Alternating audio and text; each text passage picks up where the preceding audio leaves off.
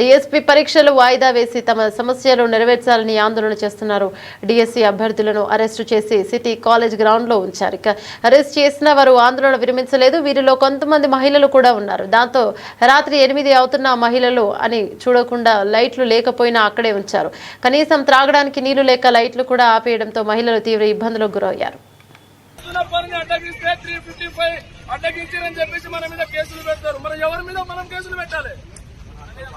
మన హక్కులు మనం నిర్వినియోగం చేసుకోవాలి. మన హక్కులు సాధించడం కోసం విద్యాశాఖకు మనం పోతే వీళ్ళు తీసుకొచ్చినా పడేసిరు. ఎందుకు తీసుకొచ్చిరో కూడా వాళ్ళు సమాధానం చెప్పాలి. చెప్పేంత వరకు ఈ రోజు చివరి రోజు మనము ఈ రోజు వెబ్సైట్ తీసుకొచ్చుడో సచ్చుడో అనేది గవర్నమెంట్ కి తెలవాలి. ఈ గవర్నమెంట్ కి తెలవాలంటే ఈడనే ఉండాలి. వాళ్ళు ఏం చేస్తారా అనేది ఆ భగవంతునికి తెలవాలి. వాళ్ళు తీసుకొస్తారా, మనం తీసుకొని ఇక్కడ నుంచి పోతారా అనేది వాళ్ళు అంటే వాళ్ళ విజ్ఞతగా వదిలేస్తున్నారు. ఎందుకంటే మనకంటే ఎక్కువ చదివిరు ఉద్యోగంలో ఉన్నారు. వాళ్ళు కూడా వాళ్ళ యొక్క కుటుంబాలను వాళ్ళు చూస్తా ఉన్నారు. మన బాధలు కూడా వాళ్ళకి తెలుస్తాయి.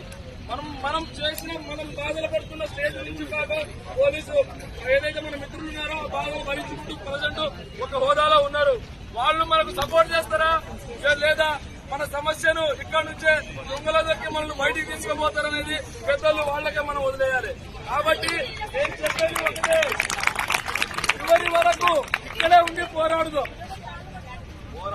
పోరాడితే పోయేదేమో బాగానే సంఖ్యలు తప్ప ఆనాడు చెప్పింది మాట ఈ రోజు మనం నిజం చేసినాకనే ఇక్కడికెళ్ళి పోవాలి.